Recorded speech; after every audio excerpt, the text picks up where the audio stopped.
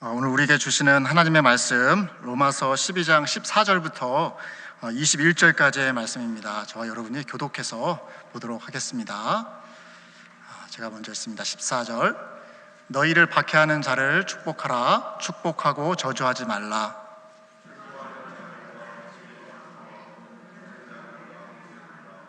서로 마음을 같이하며 높은 데 마음을 두지 말고 도리어 낮은 데 처하며 스스로 지혜 있는 채 하지 말라.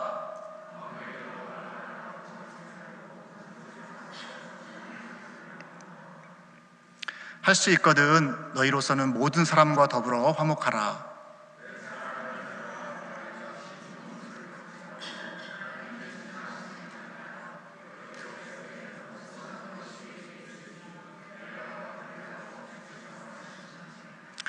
내 원수가 줄이거든 먹이고 목마르거든 마시게 하라. 그리함으로 내가 숯불을 그 머리에 쌓아 놓으리라. 악에게 지지 말고 선으로 악을 이기라. 아멘. 오늘도 우리가 예수님의 이름으로 함께 모였는데요. 오늘은 이렇게 고백하면서 좀 말씀을 들었으면 좋겠습니다. 세 가지를 좀 고백했으면 좋겠는데요. 한번 오른손을 한번 왼쪽 가슴에 대시고 말씀을 받을 때 감사한 마음과 또 하나님을 사랑하는 마음을 가지고 받았으면 좋겠습니다. 저를 따라서 좀 한번 해보세요. 주님 감사합니다. 주님 찬양합니다. 주님 사랑합니다. 네. 하나님께 대한 감사함과 또 그리고 찬양함과 또 그리고 사랑함을 가지고 오늘 말씀을 좀 봤으면 좋겠습니다. 지난 시간에 벌써 2달이 지나가지고요. 지난 시간에 뭘 했는지가 기억이 잘 안 나실 거예요. 저희가 12장을 보고 있는데 로마서 12장을 보고 있는데 로마서 12장 중에서 저희가 발견한 것이 있었습니다. 뭐냐면은 로마서 12장 가운데에서 마치 고린도전서 12장과 13장 같이 은사장하고 사랑장이 같이 어우러져 있는 것을 저희가 보았습니다. 그래서 지지난번에 은사에 대해서 보았고요. 그 다음에 지난 시간에 이제 사랑에 대해서 저희가 보았는데, 특별히 지난 시간에는 믿음의 가족들에게 우리가 어떻게 사랑할 것인가 라는 제목을 가지고 살펴보았고요. 오늘은 믿음의 가족 이외에 이 세상을 살아가는 가운데, 그 관계 가운데에서 이 세상 사람들, 여러 모양의 세상 사람들을 우리가 어떻게 사랑할 것인가 라고 하는 그런 부분을 우리에게 말씀해 주고 있습니다. 그 부분을 좀 살펴보려고 합니다. 하나님의 사랑에는 이원론이 없습니다. 여러분들 잘 아시다시피 우리의 삶 가운데서도 교회 따로 세상 따로 이원론이 없는 것과 마찬가지로 하나님의 사랑에도 이원론이 없습니다. 교회에서 있는 사람들에게 더 사랑하거나 덜 사랑하거나 또는 세상을 향한 사람에게 또 다른 방법으로 사랑하거나 그렇지 않고요. 같은 원리로 또 그리고 같은 무게로 사랑하라고 하시는 것이 우리 하나님의 명령이신 것을 발견하게 됩니다. 오늘은 특별히 세상을 살아가는 사람들, 여러 종류의 사람들을 이야기하는데요. 이게 좀 약간 레벨이 있는 것 같아요. 그러니까 뭐냐면은 우리가 감당하기 좀 이렇게 쉬운 레벨부터 해가지고 어려운 레벨로 이렇게 표현을 하는 것 같습니다. 근데 어려운 레벨부터 먼저 얘기하는데 첫 번째 나오는 게 박해하는 자입니다. 우리가 제일 감당하기 어려운 분들이죠. 어려운 사람들이죠. 그 다음에 박해하는 자, 좀 더 심하면 원수죠. 원수를 우리가 어떻게 사랑할 것인가 말씀하시고요. 그 다음에 즐거워하는 사람들, 세상 사람들 가운데에서 뭐 좋은 일이 있어서 즐거워하는 사람들 있잖아요. 그 사람들을 우리가 어떻게 대할 것인가. 또 그리고 슬퍼하는 사람들, 우는 사람들은 우리가 어떻게 대할 것인가. 또 그리고 비천한 사람들은 우리가 어떻게 대할 것인가, 어떻게 사랑할 것인가. 그리고 제너럴하게 모든 사람을 향하여서 우리는 하나님의 사랑을 어떻게 나타낼 것인가. 이런 그런 순서로 레벨에 맞춰서 오늘 말씀을 우리에게 전해주고 있습니다.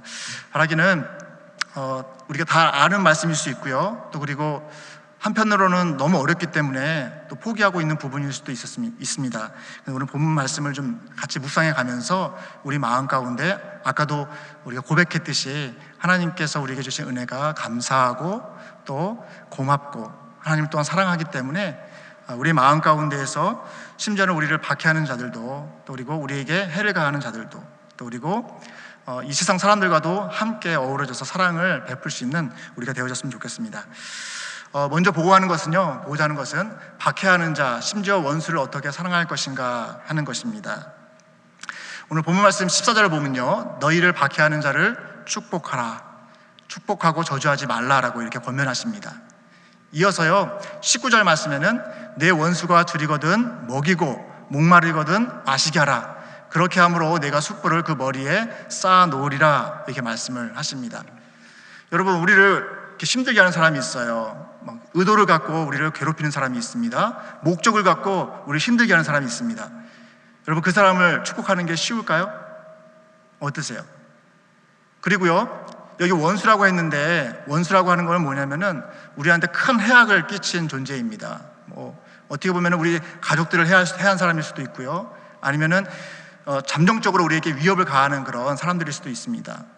계속해서 우리를 넘어뜨리려고 하는 사람일 수도 있고요, 계속해서 의도를 가지고 우리를 괴롭히는 사람일 수 있습니다. 근데 그 원수가 줄였을 때에 먹을 것을 주고 목마를 때에 마실 것을 주는 게 쉬운가 하는 것입니다. 여러분, 어떠세요? 쉽지 않거든요. 그렇지 않습니까? 그런데 성경에서 우리에게 말씀하시는 답은 모범 답안이에요. 모범 답안이기 때문에 한편으로는 좀 너무 뻔하다라고 생각할 수도 있습니다. 또 그리고 모범 답안이기 때문에 어려워, 포기하고 싶은 그런 마음도 들 수가 있습니다. 이런 겁니다. 예를 들면 이런 건데요, 어떤 크리스천 자매가 있었는데 불신자 남편하고 결혼을 해서 20년 가까이 결혼 생활을 해옵니다. 그동안에 처음에는 좀 이렇게 살 수 있을 것 같다 생각했는데 점점 갈수록 안 맞는 거예요. 힘들고 자기를 무시하고, 또 그리고 자기를 인정해 주지도 않고 괴롭히고, 어떨 때는 육체적인 폭력도 가하기도 하고, 그래서 견디다 못해서 이제는 이 사람과 헤어져야겠다라고 하는 생각이 드는데, 그래도 목사님과 한번 상의를 해봐야지 해가지고 어떤 목사님께 가서 상의를 합니다. 근데 이 목사님이 얘기는 다 이해가 가요. 하지만은 안타까운 마음에 이렇게 질문을 합니다. 그래도 수많은 세월을 함께 살아온 남편이 아닙니까? 남편을 좀 더 사랑할 수는 없습니까? 라고 묻습니다. 그때 그 자매는 남편이요? 그 인간은 남편도 아니에요 라고 얘기를 합니다. 그래요? 남편이 아니어도 한 20년 동안은 같이 이렇게 한 곳에서 살아왔다고 한다면은 그래도 좀 가까운 친구는 아니겠습니까? 라고 이야기를 합니다. 친구라고 생각하고 좀 너그럽게 봐줄 수는 없습니까? 라고 목사님이 물으니까, 아니, 이 사람은 친구는 나에게, 내 인생에 있어서 나에게 친구인 적이 한 번도 없었다고 그렇게 도리어 반문을 합니다. 그때 이 목사님이 그래요? 그러면은 남편도 아니고 친구도 아니라고 한다면 이렇게 생각하시지 않을까요? 그래도 가깝게 지내는 이웃이라고 생각하면은 되지 않을까요? 성경에서 보게 되면은 이웃을 사랑하라고 이렇게 말씀하시잖아요. 그 말씀에 순종하면서 좀 더 그 관계를 이어갈 수는 없겠어요? 라고 말했더니, 차라리 다른 이웃과 살망정 나는 이 사람하고 살 수 없다고 단호하게 끊어서 얘기를 합니다. 자, 그러면서 목사님이 잠깐 머뭇거리면서 남편도 아니고 친구도 아니고 이웃도 아니면 도대체 그 사람은 누구입니까? 라고 물으니까 주저하지도 않고 원수죠, 왼수죠 라고 얘기를 하는 것이었습니다. 그러자 목사님이 좀 더 좀 생각을 하면서 이렇게 얘기를 하는 겁니다. 오늘 말씀을 가지고 와서 말씀에 원수라도 사랑하라고 하지 않습니까? 성경은 원수라도 사랑하라고 하는데 좀 더 사랑하면서 기다릴 수는 없습니까? 라고 이야기를 합니다. 그러나 이 자매는 이미 마음이 다쳐져서 그 말씀이 하나도 귀에 들어오지 않는 그런 상황입니다.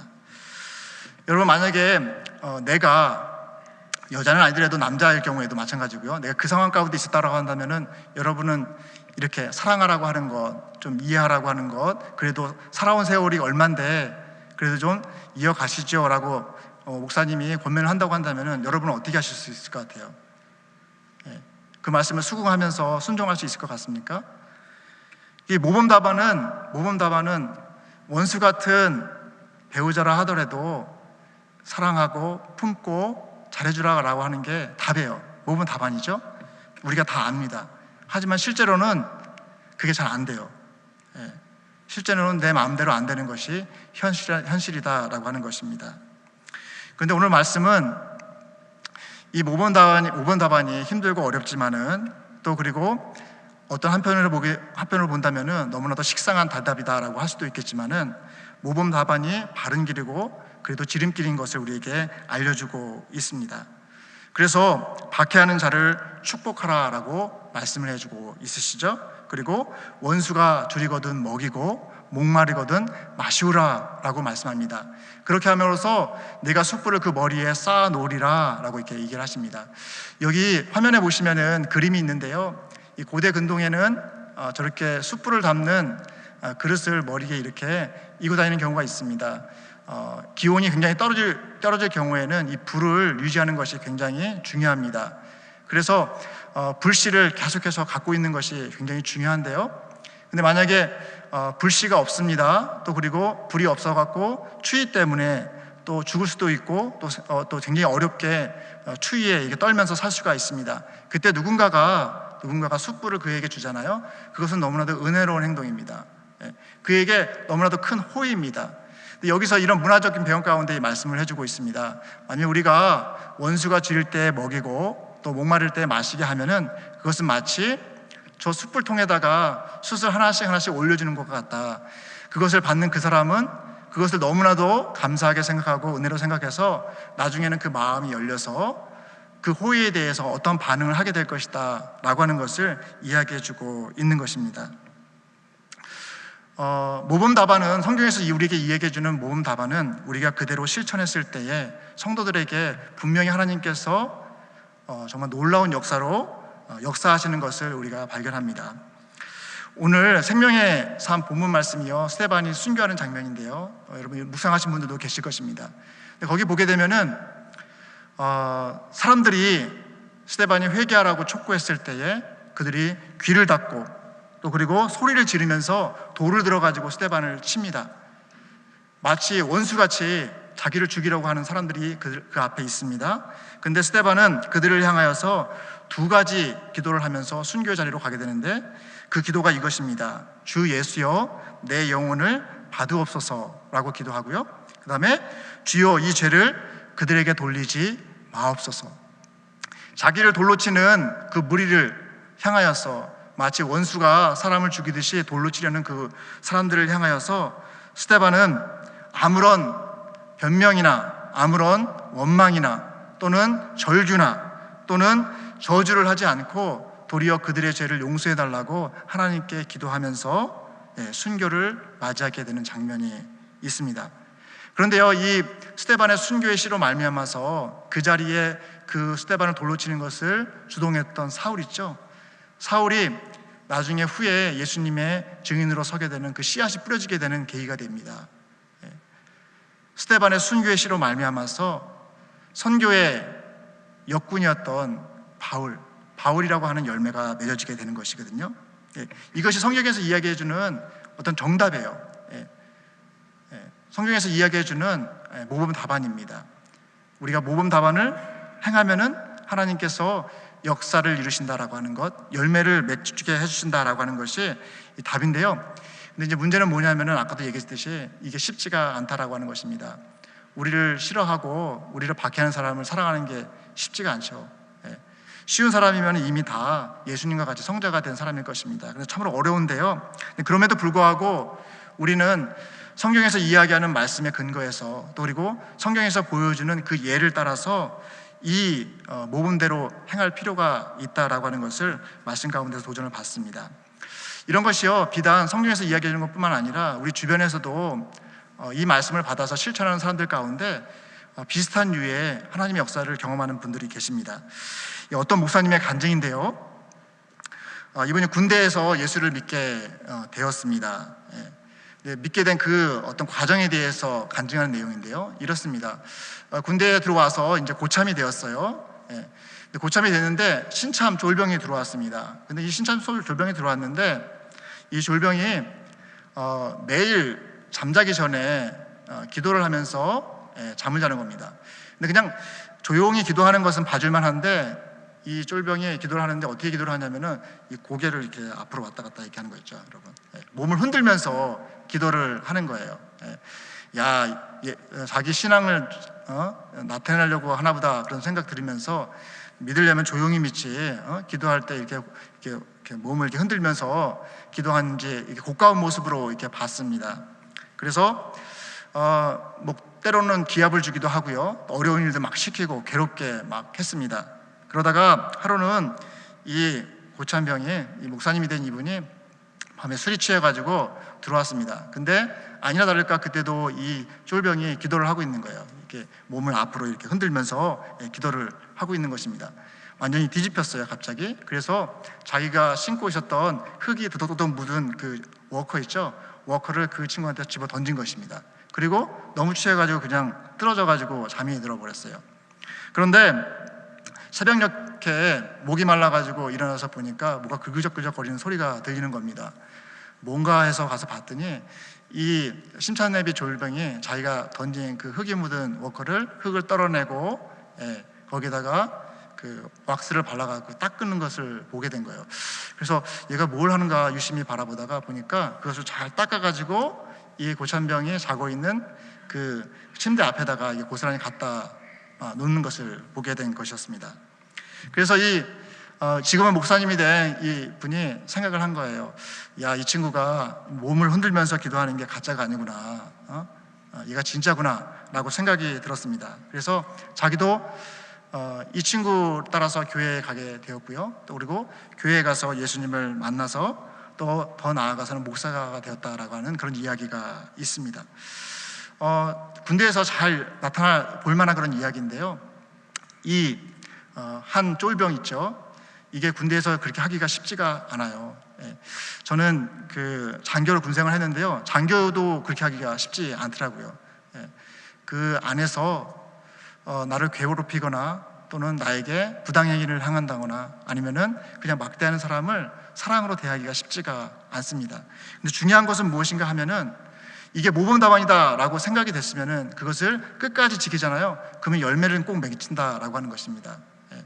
이 부분이 오늘 우리에게 보여주는 대목이거든요. 성경에서도 그렇고 또 그리고 삶 가운데에서 열매를 맺는 그런 성도들의 삶의 모습을 보게 되면은 하나님의 말씀 가운데서 원수나 또는 박해하는 자를 향하여서는 그들에게 축복해주고 그리고 물신양면으로 잘해주고 될 수 있는 대로 그의 필요를 채워주는 것을 했을 때 결국에는 그 사람이 변화되는 것, 그 사람이 주님께로 돌아오는 것을 보는 것이 바로 이치다라고 하는 것을 우리에게 이야기해주고 있다는 것입니다. 여러분, 우리는 어떻습니까? 혹시 여러분 주변 가운데 여러분을 힘들게 하는 그런 세상 속에서 사람들 있지 않습니까? 직장 생활하면서나 아니면은 사업을 한다거나 또는 오가면서 본의 아니게 만났는데 이상하게 관계가 꼬여서 나를 이유 없이 괴롭히고 힘들게 하는 사람들이 있지 않습니까? 그리고 오랫동안 그것을 해결하지 못해가지고 질질 끌면서 힘들어하는 그런 부분이 있지 않습니까? 그런데 오늘 말씀이 우리에게 도전을 해주는 바가 있습니다. 그냥 놔두면은 해결 안 된다는 것입니다. 어떻게 해결하느냐? 도리어 적극적으로 잘해주라는 것이죠. 축복해주라는 것입니다. 필요한 것을 채워주라는 것입니다. 물신양면으로 섬기라는 것입니다. 끝이 날 때까지, 그 열매가 나타날 때까지 하라는 것이죠. 그런데 그것을 하게 되면은 하나님께서 하나님의 영광을 위해서 좋은 결과를 주게 만들어 주신다라고 하는 것이 오늘 말씀이 우리에게 주는 도전인데요, 바라기는 저와 우리의 삶 가운데에서 특별히 원수를 향하여서 또 그리고 우리를 박해하는 사람들을 향하여서 축복의 말로 또 그리고 그들을 먹이고 그들을 마시게 함으로 인해서 그들 머리에 숯불을 올려놓음으로 인해서 그들을 변화시키는 그런 일들을 경험하시는 저와 여러분이 되시기를 주님의 이름으로 축원합니다. 두 번째로 보고자 하는 것은요, 그 다음에 이어지는 부분들은 여러 상황 속에서 우리가 만나는 이웃들을 보게 됩니다. 15절부터 16절 그리고 18절을 보시면 이렇게 기록이 되어 있습니다.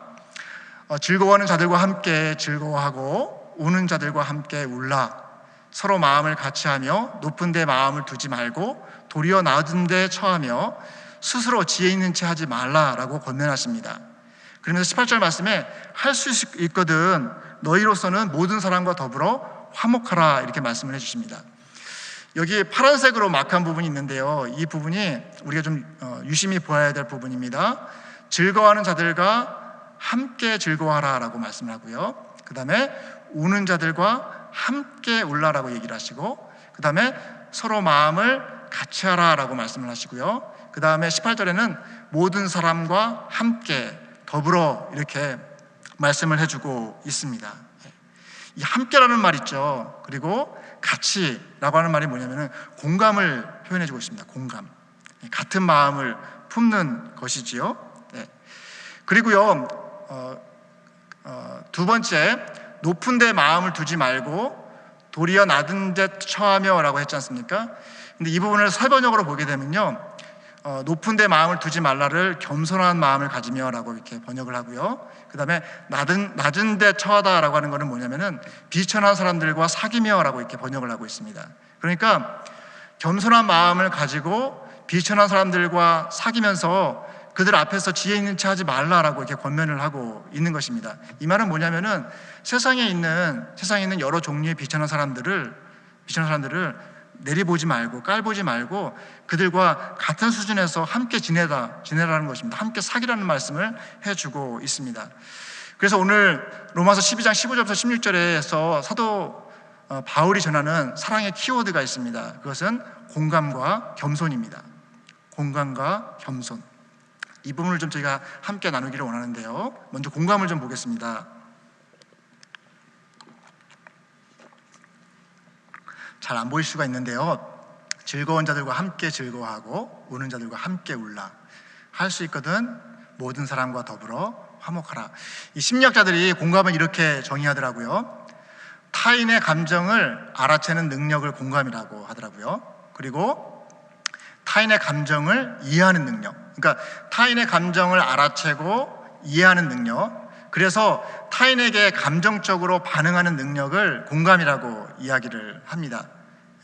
그리고 우리는 사회적인 존재잖아요. 그렇지 않습니까? 혼자서 사는 사람들이 아니잖아요. 같이 사는 사람들입니다. 심지어 그냥 서로 이렇게 한 공간에 있을 뿐만 아니라 여러 사람과 함께 이렇게 부딪히면서 사는 사람들이 우리입니다. 그러다 보니까 우리를 소시오 이모셔널한 존재라고 이렇게 표현을 합니다. 사람들하고 이렇게 소셜한 그런 관계를 가질 때에는 감정이 굉장히 중요하다는 것을 얘기해주고 있어요. 그리고 공감을 잘하는 사람이 사람과의 관계를 잘 한다라고 하는 것을 말해주고 있는 것입니다. 그런데 오늘 주님께서 사도 바울을 통해서 우리에게 도전해주고 있는 게 뭐냐면은 우리가 세상에 있는 이웃을 사랑할 때에 이 공감하는 능력이 우리에게 절실히 필요하다라고 하는 것입니다. 공감할 수 있는 그 마음이 우리 가운데 있어야 된다라고 하는 것을 말씀해주고 있어요.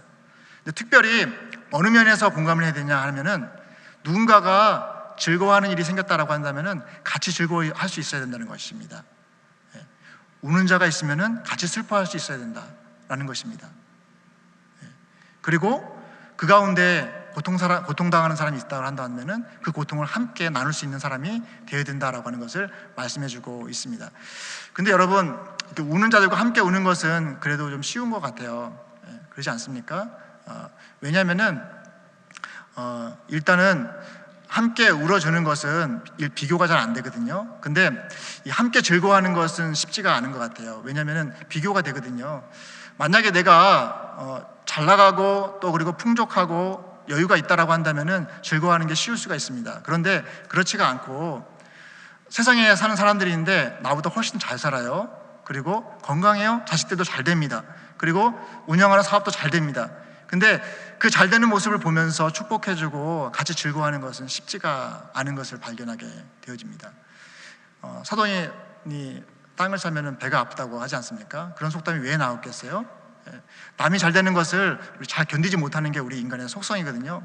그래서 우는 것을 함께 우는 것은 조금 쉬울지 모르겠지만은 즐거워하는 자들과 함께 즐거워하는 것은 쉽지가 않은 것 같습니다.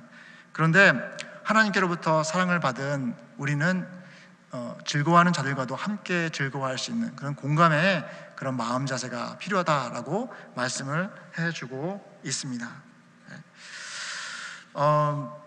저한테 좀 비춰봤어요. 나는 어떤가, 내 자신은 어떤가 좀 살펴보았습니다.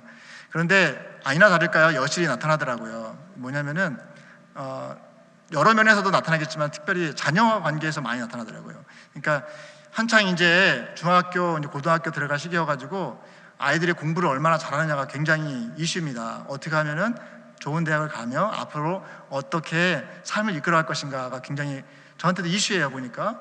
그런데 이게 마음대로 쉽지가 되지 않아요. 제 마음대로 아이들이 열심히 하고 또 그리고 또 어떤 그 결과를 내고 그러지가 않는 것입니다. 그러다 보니까 주변에 누가 공부를 잘한다거나 아니면은 좋은 대학을 갔다거나 한 소식을 들리면은 막 축하해 주는 게 아니라 괜히 시기심이 나는 거죠. 그러면서 도리어 우리 자녀들한테 막 화내고 야, 너 봐라 보라고, 너도 열심히 해야 된다고 하면서 그렇게 이야기하고 있는 모습을 제가 발견하는 것이죠. 그래서 나와 상대방을 비교해 가면서 특별히 즐거워하는 사람이 있는데 그가 나보다 훨씬 더 풍족하고 좋은 길로 가고 있다고 한다면 함께 즐거워하는 것이 쉽지가 않더라고요. 그럼에도 불구하고 오늘 말씀은 즐거워하는 자들과 함께 즐거워하라라고 말씀해 주십니다. 이것이 세상에 있는 이웃을 향한 하나님의 사랑의 표현이다라고 그렇게 말씀을 해주고 있습니다. 여러분, 바라기는 우리들 가운데 함께 우는 사람들과 함께 울 수 있는 그런 공감의 마음도 같이 있었으면 좋겠고요. 더불어서 즐거워하는 사람과 또 함께 즐거워할 수 있는 그런 마음의 여유, 우리가 돈이 많아서가 아니고요, 어떤 학벌이 많아서도 아니고 우리의 어떤 건강이 좋아서도 아니고요, 하나님께서 우리에게 주신 은혜 때문에 하나님께서 우리에게 사랑을 많이 부어주시고 있는 것을 지금 경험하기 때문에 그것으로 인해서 함께 즐거워할 수 있는 그런 저와 여러분이 되시기를 주님의 이름으로 축원합니다. 두 번째는 이제 겸손입니다. 겸손. 16절 말씀을 한번 보겠습니다. 16절 말씀을 세 번역으로 한번 같이 보겠는데요. 세 번역에 서로 한 마음이 되고 교만한 마음을 품지 말고 비천한 사람들과 함께 사귀고 스스로 지혜 있는 채 하지 마십시오 라고 이렇게 권면하고 있습니다. 여기 보시면은 이 세상에 있는 어떤 사람에 대해서 하나님의 사랑을 표현하라고 하냐면은 비천한 사람에 대해서 이렇게 사랑을 표현하라라고 말씀하시는 것입니다. 근데 비천한 사람을 향하여서 한 마음이 되라라고 하신 말씀, 이건 공감하라는 표현이고요. 그 다음에 교만한 마음을 품지 말라고 하세요. 교만한 마음, 스스로 지혜 있는 채 하지 말라라고 얘기합니다. 이 말은 뭐냐면은 이 세상에 있는 비천한 사람들을 보면서 나는 그 사람보다 더 잘났다고, 더 낫다고 그렇게 거들먹거리지 말라라고 하는 것입니다. 여러분, 세상에 비천한 사람들이 누굴까요? 우리는 소외된 사람들이라고 많이 표현을 하죠. 예를 들면 이런 것입니다. 고아 있죠. 부모님이 없는 사람들, 비천한 사람들이라고 할 수 있죠. 그리고 가끔 우리 교회에 찾아올 수 있는 홈리스 같은 분들도 있을 수 있습니다. 그리고 정신적으로나 또는 육체적으로 장애가 있는 사람들도 비천한 사람에 속할 수가 있습니다. 그리고 경제적으로 어려운 사람들도 비천한 사람 가운데 속할 수가 있습니다. 배우지 못한 사람들도 거기에 속할 수가 있습니다. 나와 비교해서 상대적으로 세상적인 눈으로 볼 때에 참 천하다, 참 볼 것 없다, 같이 있고 싶지 않다, 같이 있으면 굉장히 부담된다 하는 사람들이 있어요. 그 사람들을 비천한 사람들이라고 표현을 합니다. 그런데 오늘 말씀은 그들을 향해서 하나님의 사랑을 표현하는 것은 무엇이냐? 공감하면서 같이 사귀라는 거예요. 교제하라는 것입니다. 여러분 어떠세요? 이게 쉽지가 않거든요. 이것도 쉽지가 않아요. 이게 어디서 여실히 나타나면요, 교회에 누군가가 딱 왔을 때 우리의 그냥 본성적인 모습은 뭐냐면은 세상적으로 잘 나가고 잘 살고 또 풍요롭고 멋있는 사람한테는 다 가서 인사하고 교제하고 싶은 마음이 드는 것이 인지상정입니다. 그런데 보기에 우리가 보아도 참 어렵고 또 그리고 같이 사귀게 되면은 좀 내가 좀 많은 것을 좀 이렇게 도와줘야 될 것 같은 사람 있잖아요. 쉽게 선뜻 발이 안 가요. 그리고 부담스러워하고 또 그리고 굉장히 심적인 부담을 갖는 것이 우리의 본연의 모습입니다. 그럼에도 불구하고 하나님께로부터 사랑을 받은, 하나님께로부터 은혜 받은 우리에게 주님께서 요구하시는 건 뭐냐면은 그들과 똑같은 마음을 가지라는 것, 또 그리고 교만한 마음을 갖지 말고 나도 잘났다라고 생각하지 말라는 것입니다. 그러면서 사귀라고 하십니다. 가서 이해하라고요. 대화 나누면서 어떤지 사귀라는 거예요. 그리고 어떻게 생활하는지, 또 그리고 그래서 하다 보면은 그분들도 사람이에요. 고민은 있고, 또 기쁠 때는 기쁘고, 또 슬플 때는 슬프고, 힘들 때는 또 괴로워하고, 그런 똑같은 사람이라는 것을 느끼게 됩니다. 그러면서 사귀면서 하나님께서 비천한 우리들을 위해서 이 땅 가운데 오셨잖아요. 오셔서 우리하고 교제해 주셨잖아요. 특별히 온전한 사람들보다도 병자들, 귀신 들린 사람들, 이 세상에서 찌꺼기자와 같은 사람들하고 더 많이 교제하셨잖아요. 더 가까이 하셨잖아요. 그것을 보이라고 하는 것입니다. 그것을 우리에게 도전해주고 있습니다. 그래서 주님께서 이렇게 우리에게 도전하십니다. 마태복음 11장 29절 말씀에 나는 마음이 온유하고 겸손하니 나의 멍에를 메고 내게 배우라. 그리하면 너희 마음이 쉼을 얻으리니 라고 말씀하시는데, 우리 주님께서 나는 마음이 온유하고 겸손하다, 그러니까 나에게 와서 내게 배우라. 무엇을 배우라고 하냐면은 겸손을 배우라고 하십니다. 주님의 겸손함, 하나님이심에도 불구하고 비천한 인간이 되시고 우리와 함께 느끼시고 함께 생활하시는 그분의 모습을 배우라고 하시는 거거든요. 그게 사랑이다라고 얘기를 하십니다. 그림을 하나 보여드리겠는데요. 이거는 예수님 탄생 기념교회입니다. 베들레헴에 있는 교회인데요. 이 교회 굉장히 크거든요. 근데 빨간색 부분으로 이렇게 마크되어 있는 부분이 문입니다. 문인데요. 문이 굉장히 작아요. 문이 얼마나 작은지 한번 보여드릴게요. 이 문을 통과하려면 문이 너무 작아가지고 저렇게 고개를 숙이고 이렇게 들어가야지만 들어갈 수가 있습니다. 근데 내부는 굉장히 넓습니다. 큽니다. 굉장히 큽니다. 근데 희한하게 문을 저렇게 조그맣게 만들어 놨어요. 왜 저렇게 조그맣게 만들어 놨냐? 예수님이 태어났다고 하는 그곳에 들어가기 위해서는, 예수님을 만나기 위해서 그곳에 들어가기 위해서는 낮아져야 된다라고 하는 것을 보이기 위해서 문을 저렇게 작게 만들었대요. 우리 주님께서는 이 세상 가운데 오셨을 때에 겸손한 종의 모습으로 오셨습니다. 그리고 우리에게 그 겸손함을 배우라고 하십니다. 그리고 그것이 하나님의 사랑이다라고 얘기하시고, 그 하나님의 사랑을 이 세상에 있는 비천한 사람들에게 나타내라고 말씀을 하세요. 이것이 우리에게 도전이 되었으면 좋겠고요. 그리고 나를 좀 살펴보았으면 좋겠습니다. 나는 세상적인 눈으로 봤을 때 비천하다라고 하는 사람들하고 사귀고 있는가, 아무런 편견 없이, 그리고 그들에게도 동일한 하나님의 사랑을 나타내고 있는가라는 것이죠. 그리고 이 도전과 함께 만약에 그렇지 않다면 회개하시면서 우리 가운데 세상에 내놓은 사람과 함께 사귀면서, 세상에 내놓은 사람과 함께 교제하면서 하나님의 사랑을 보일 수 있는 저와 여러분이 되시기를 주님의 이름으로 축원합니다. 마지막으로요, 세 번째인데요, 모든 사람을 사랑할 수 있는 비결 무엇인가? 이 앞에서 그랬잖아요. 원수를 사랑하는 것, 박해한 사람을 사랑하는 것, 비천한 사람들과 함께 동고동락하는 것, 또 그리고 우는 자들과 즐거워하는 사람들과 함께 즐거워하면서 공감하면서 겸손함으로 사랑을 나타내는 것, 이거 어렵습니다. 어려워요. 그런데 그런 사람들하고 사랑할 수 있는 비결을 오늘 말씀이 우리에게 전해주고 있습니다. 로마서 12장 19절의 말씀인데요, 같이 한번 읽어보겠습니다. 시작. 내 사랑하는 자들아, 너희가 친히 원수를 갚지 말고 하나님의 진노하심에 맡기라. 기록되었을 때 원수 갚는 것이 내게 있으니 내가 갚으리라 하고 주께서 말씀하시니라. 다 얘기하지 않고요, 원수 갚음에 대해서 얘기합니다. 근데 원수 갚음에 대해서 뭐라고 얘기하시냐면은 너희 스스로 원수 갚지 말고 하나님께 맡기라라고 얘기를 하십니다. 그러니까 누구하고 이렇게 관계가 원수지간이에요, 또 그리고 어려운 시간이에요, 또 그리고 좀 껄끄러운 시간이에요, 그러면은 그것을 내 힘으로 풀려고 하지 말고 그것을 하나님께 가져오라는 것입니다. 하나님께 가지고 와서 하나님께 맡기라는 것입니다. 그럼 하나님께서 일하신다라고 약속해 주신 거거든요. 자, 그런데 성경에 보게 되면은 이런 예들이 굉장히 많이 있습니다.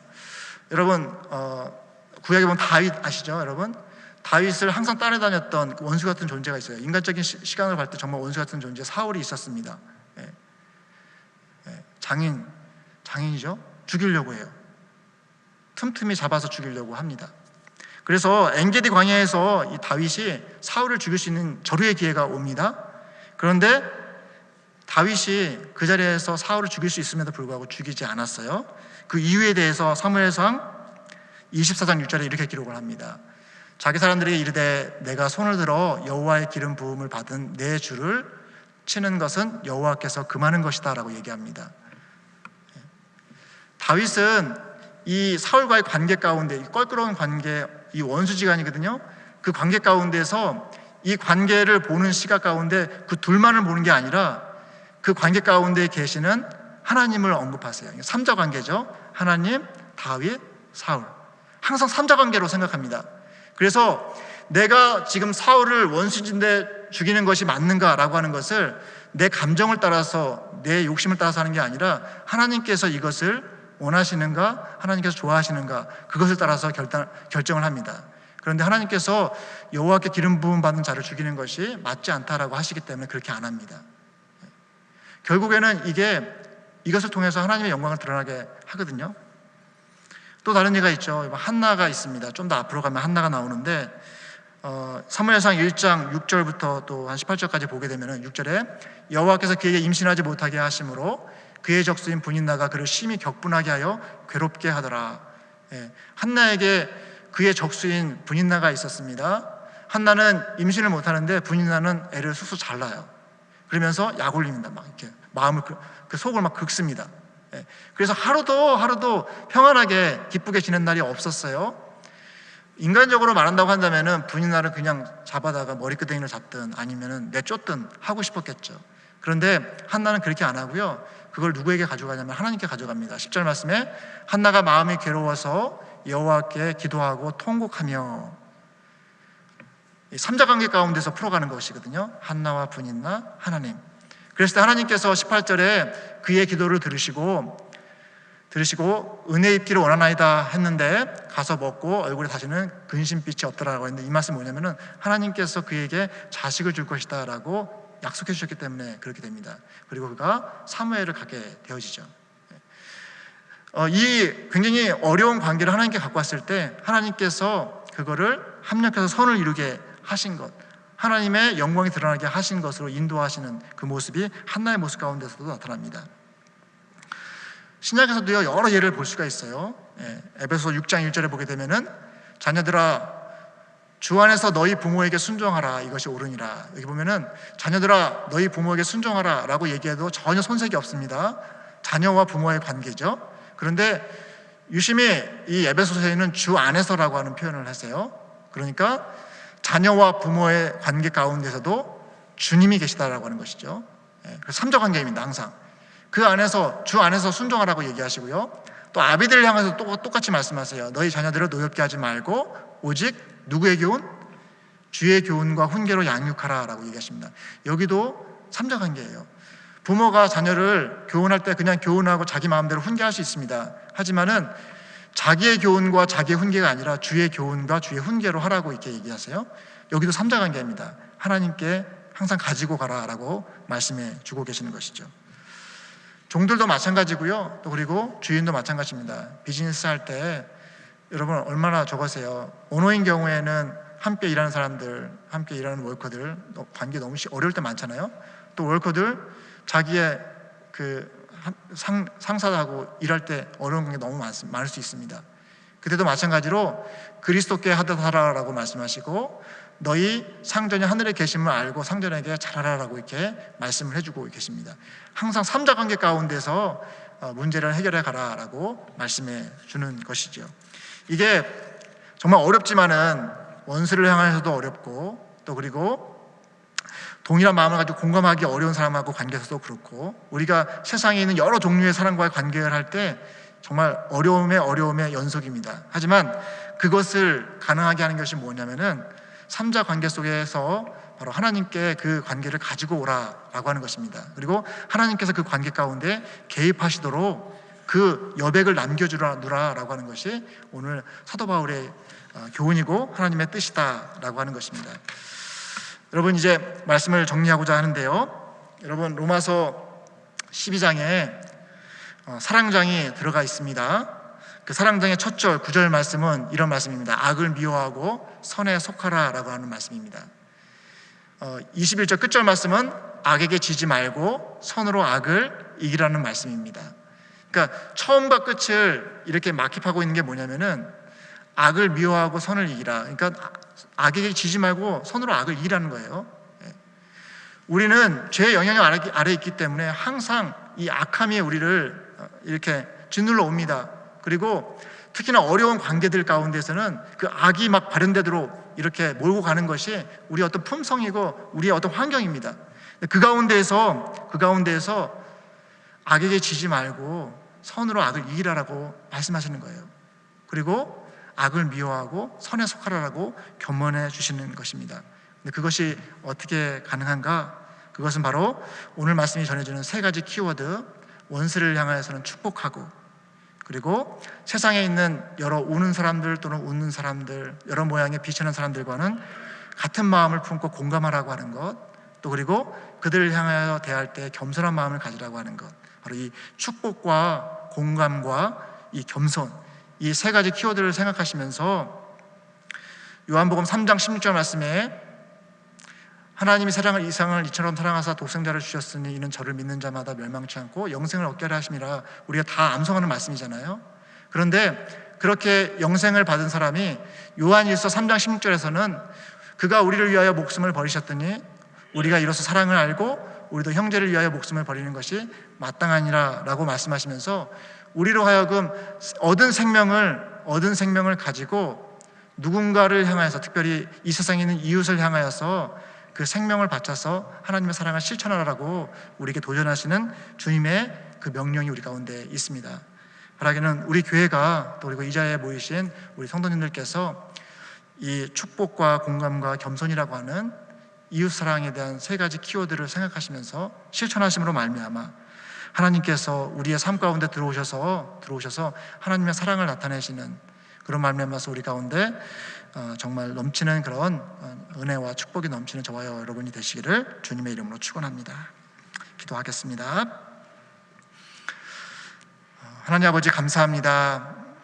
솔직히 말해서 하나님, 우리를 핍박하는 사람들 사랑하기 정말 힘듭니다. 주님, 또 그리고 나와 다른 사람들, 또 우리 위에 군림하려고 하는 사람들, 다른 환경 가운데서 다르게 생각하는 사람들, 다른 것을 추구하는 사람들, 아버지 하나님, 사실상 함께하기가 쉽지 않음을 고백합니다.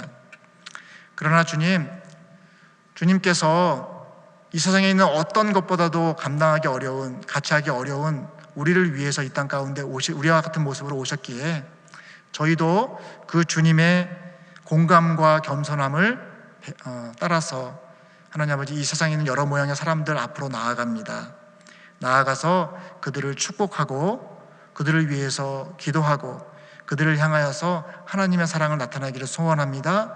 주님, 우리의 삶 가운데 개입해 주셔서, 들어와 주셔서 하나님 아버지, 우리들로 하여금 하나님의 사랑을 나타낼 수 있도록 능력을 허락하여 주시옵소서. 하나님, 그 가운데에서 주님의 놀랍게 변화시키는 놀라운 역사, 그것을 경험하고 그로 말미암아 하나님께 더 많이 감사할 수 있는 저희가 될 수 있도록 주님 인도하여 주시옵소서. 감사드리며 예수 그리스도의 이름으로 기도합니다.